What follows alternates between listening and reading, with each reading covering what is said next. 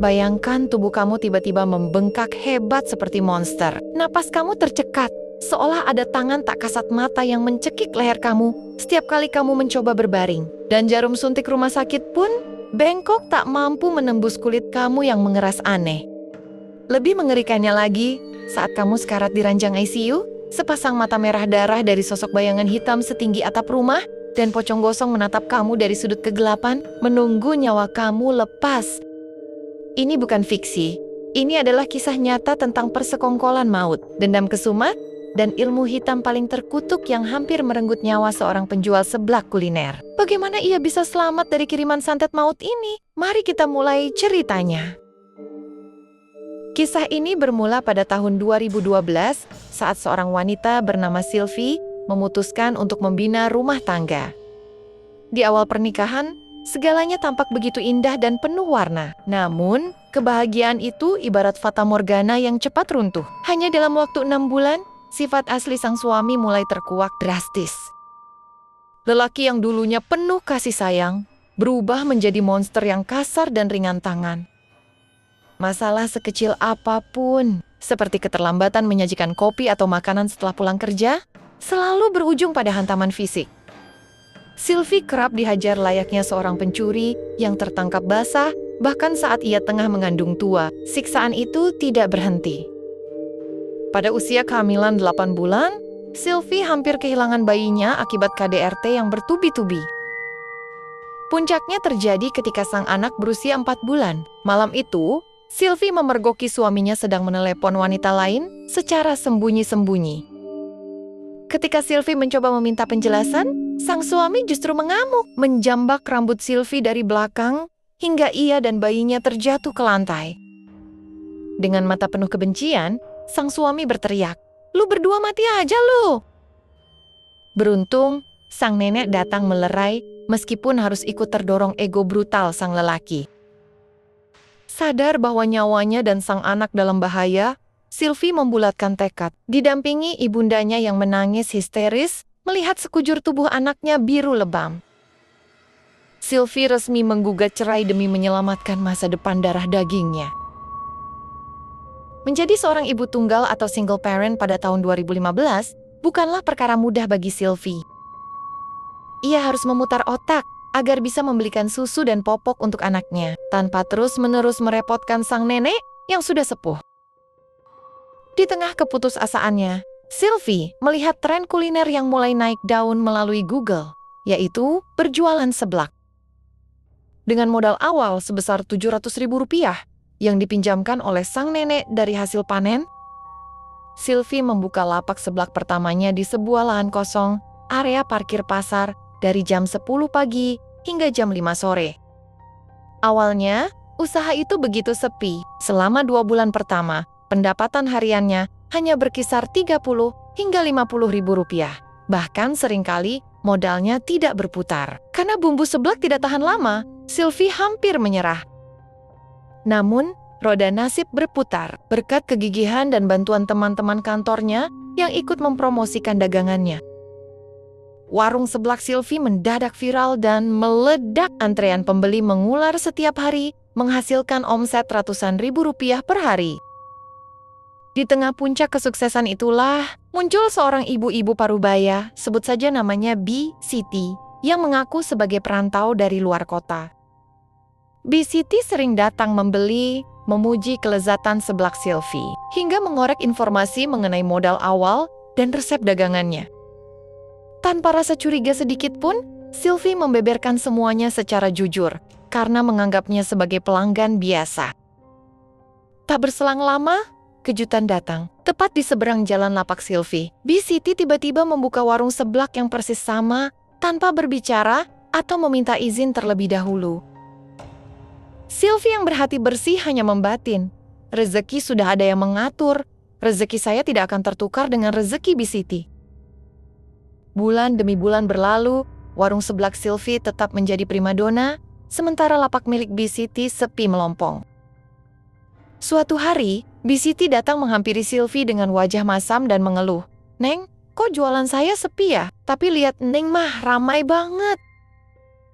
Sylvie mencoba menenangkan dengan bijak, mengingatkan bahwa ia bisa ramai karena sudah setahun merintis dan mengenal banyak orang di pasar. Melihat Bisiti yang terus merana tanpa pembeli, di saat akhir pekan yang padat, Sylvie merasa iba. Karena kewalahan melayani pembeli meskipun sudah dibantu satu karyawan, Sylvie berjalan ke seberang jalan. Ia bermaksud baik menawarkan pekerjaan sampingan agar BECT memiliki penghasilan harian. Maaf ya Bi, mau nggak bantu di warung saya? Kebetulan saya kewalahan sekali. Niat tulus itu justru menjadi pemantik api neraka. Wajah BECT langsung berubah merah padam dipenuhi amarah yang meluap-luap. Dengan suara bergetar menahan murka, ia berteriak, "Kamu menghina saya! Sombong sekali kamu ya! Mentang-mentang jualanmu ramai!" Sylvie gemetar hebat. Ia mencoba meminta maaf dan menjelaskan bahwa ia sama sekali tidak bermaksud merendahkan. Namun BECT telanjur dikuasai iblis iri dengki. "Pergi sana, dasar manusia sombong!" usir BECT ketus. Sejak detik itu, hubungan mereka retak total dan atmosfer di pasar berubah menjadi dingin mencekam. Tepat 1 minggu setelah insiden pertengkaran itu, badai misterius menghantam bisnis Sylvie. Warung sebelaknya yang biasanya langsung diserbu puluhan pengantri, tiba-tiba sepi senyap seolah-olah lenyap dari pandangan orang. Berbanding terbalik, warung BECT ramai, luar biasa secara mendadak. Namun kehilangan materi tidak ada apa-apanya dibanding apa yang mulai menyerang fisik Sylvie. Suatu siang di ulu hatinya, mendadak terasa seperti diganjal benda keras. Napasnya sesak luar biasa, hingga ia terpaksa menutup warung lebih awal pada jam 12 siang. Hari-hari berikutnya berubah menjadi mimpi buruk yang nyata. Sylvie tidak bisa menelan makanan, atau bahkan seteguk air pun. Apa yang masuk ke tenggorokannya akan langsung dimuntahkan kembali, seolah ada pembatas gaib di lehernya. Selama hampir 1 bulan, Sylvie tidak bisa tidur dalam posisi berbaring. Setiap kali tubuhnya menyentuh kasur, saluran napasnya seperti ditutup paksa dari luar, membuatnya megap-megap seperti orang tenggelam. Ia terpaksa tidur dalam posisi duduk tersiksa setiap malam. Keanehan medis semakin mengerikan saat kedua kakinya mulai membengkak besar. Pembengkakan itu menjalar cepat ke ulu hati, membuat perutnya membesar seperti wanita yang tengah hamil 5 bulan. Lalu merambat hingga wajahnya menjadi bulat bengkak tak dikenali. Rambut panjangnya rontok ekstrim hingga gundul mirip pasien kanker stadium akhir. Saat Sylvie dibawa ke rumah kakaknya, sang bibi yang membuka pintu langsung menjerit histeris ketakutan. "Kamu kok pucat sekali seperti mayat berjalan?" Kondisi Sylvie kritis. Ia dilarikan ke ruang UGD sebuah rumah sakit dalam keadaan napas tersengal-sengal parah. Melihat pembengkakan aneh di sekujur tubuh Sylvie, dokter segera menginstruksikan agar ia dipindahkan ke ruang ICU. Disinilah peristiwa medis paling tidak masuk akal terjadi. 4 orang perawat datang, bergantian membawa jarum suntik untuk mengambil sampel darah Sylvie. Namun, berkali-kali jarum itu ditusukkan ke kulitnya. Tidak ada setetes darah pun yang keluar dari dalam tubuhnya. Kulitnya mengeras, dan jarum suntik seakan tersendat tidak bisa menembus pembuluh darah. Sylvie yang setengah sadar berbisik lirih, "Mbak, saya masih hidup, saya masih bisa bicara. Masa darah saya tidak ada?" Anehnya, Sylvie sama sekali tidak merasakan sakit saat tubuhnya ditusuk berkali-kali. Barulah setelah dokter turun tangan sendiri, jarum infus dan suntikan bisa masuk dengan susah payah. Malam itu di ruang ICU, dalam dekapan tabung oksigen, ibunda Sylvie menelepon dari jarak jauh dengan suara panik. "Nak, Mama semalam mimpi buruk sekali. Kakimu diikat kencang sekali. Pakai benang merah atau kain merah?" Air mata Sylvie menetes. Firasatnya mulai terhubung pada sosok BECT. Namun ia berusaha menepis prasangka buruk tersebut. Keesokan harinya, ketika sang ibu tiba di rumah sakit membawa air doa, Sylvie sudah diambang kepasrahan. Merasa umurnya tidak akan lama lagi, Sylvie menggenggam tangan ibunya dan berbisik tipis di balik masker oksigen. "Mah, kalau saya tidak ada umur, titip si Dedek ya, saya sudah tidak kuat menahan sakit ini." Saat mencoba meminum air doa dari ibunya, Sylvie mencium aroma bunga 7 rupa yang sangat menyengat. Padahal orang-orang di sekitarnya hanya mencium bau air putih biasa. Berkat mukjizat doa sang ibu, perlahan rasa sakit di kakinya mereda dan ia bisa tertidur pulas.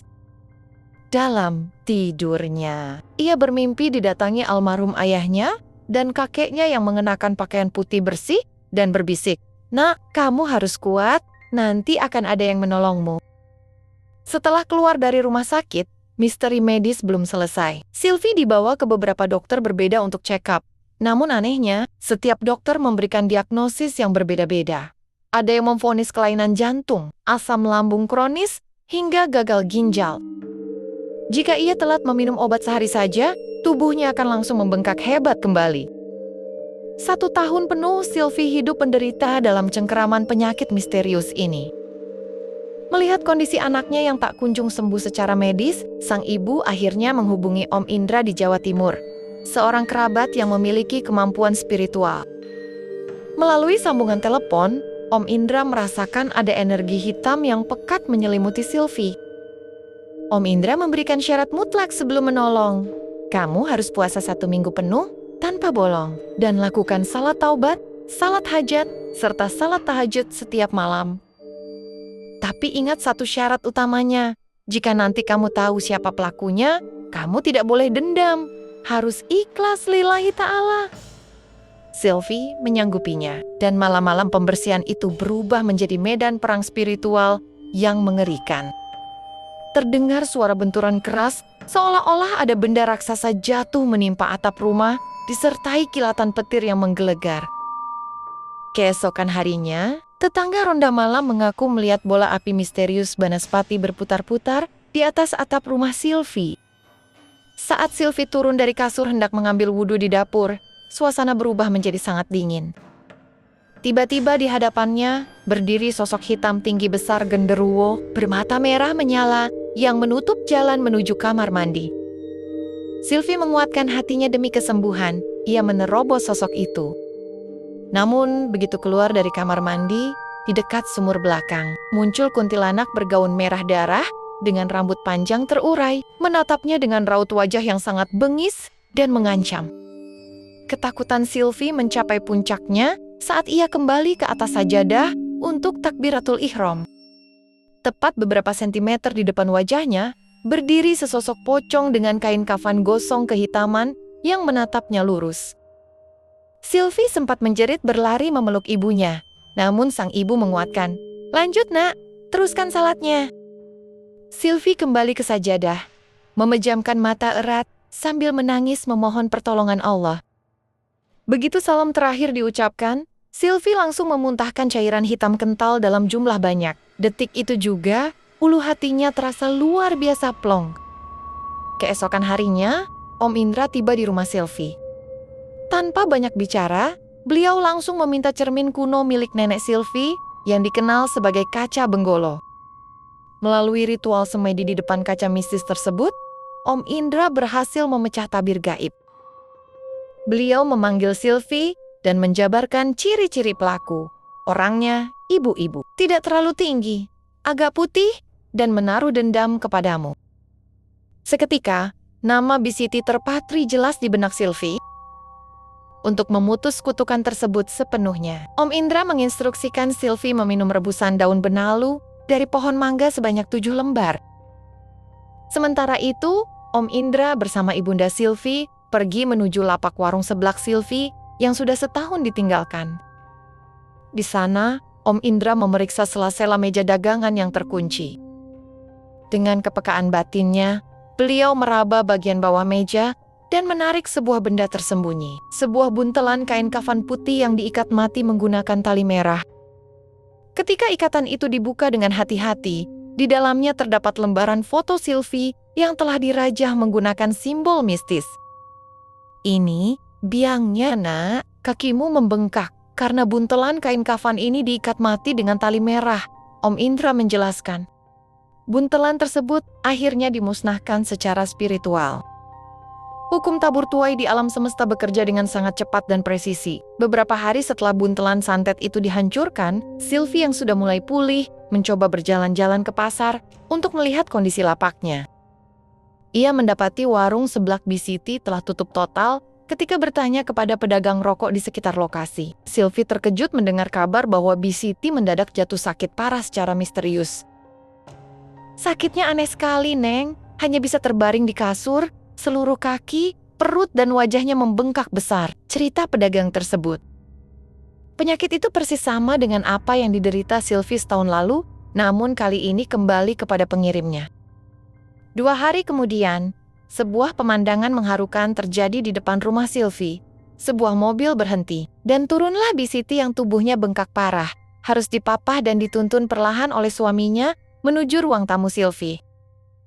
Begitu melihat Sylvie, Siti langsung jatuh tersungkur ke lantai dan bersujud di kaki Sylvie sambil menangis meraung-raung. "Maafkan Siti, Neng. Bibi sudah zalim sama Eneng. Bibi nyesel sekali." Bibi iri melihat dagangan Eneng ramai. "Tolong maafkan Bibi agar Bibi bisa sembuh," ratap Siti penuh penyesalan. Suaminya pun ikut bersujud memohon belas kasihan. Mengingat pesan Om Indra untuk tidak menaruh dendam, Sylvie dengan berlapang dada memegang bahu Siti, memintanya berdiri, dan berkata dengan tulus, "Sudah Bi, tidak apa-apa. Semuanya sudah saya maafkan dan saya ikhlaskan. Anggap ini ujian bagi saya dan pembelajaran untuk Bibi ke depannya. Ingatlah Bi, rezeki itu sudah tertakar oleh Allah, tidak akan pernah tertukar. Semoga Bibi cepat sehat kembali." Siti menangis terseduh-seduh, tidak menyangka bahwa wanita yang coba ia bunuh menggunakan ilmu hitam, justru menyambutnya dengan samudra keikhlasan. Setelah peristiwa permohonan maaf itu, Siti dan suaminya memutuskan untuk menutup warungnya secara permanen dan pindah kembali ke kampung halaman mereka, meninggalkan pasar itu selamanya. Sylvie pun akhirnya bisa kembali membuka warung sebelaknya dengan tenang, membesarkan anaknya dengan rezeki yang berkah dan halal. Kisah nyata yang dialami oleh Teh Sylvie ini membawa sebuah pesan moral yang sangat mendalam bagi kita semua. Jangan pernah memelihara sifat iri, dengki, dan cemburu atas keberhasilan atau rezeki orang lain. Ketika kita melihat orang lain sukses, menjatuhkannya dengan cara yang kotor, tidak akan pernah membuat kita menjadi lebih tinggi, melainkan justru akan menjerumuskan diri kita sendiri ke dalam kehancuran. Membalas kejahatan dengan kejahatan hanya akan memperpanjang lingkaran setan dendam. Keikhlasan luar biasa yang ditunjukkan Teh Sylvie bukan melambangkan kelemahan, melainkan sebuah kekuatan spiritual tertinggi yang mampu mematahkan kutukan ilmu hitam dan menyembuhkan luka batin. Kita harus tetap waspada dan bijaksana, karena tidak semua orang memiliki hati yang bersih untuk menerima bantuan atau keramahan kita. Terkadang kala, niat tulus yang salah ditangkap oleh hati yang dipenuhi rasa iri, justru bisa berubah menjadi kesalahpahaman yang berbahaya. Video lengkap dari kisah ini ada di channel YouTube Malam Mencekam. Di sana kamu akan menyaksikan langsung orang yang menceritakan kisah ini, dan tentunya akan lebih seru dan mendebarkan. Terima kasih telah menyimak kisah ini. Sampai jumpa di kisah lainnya dari Malam Mencekam.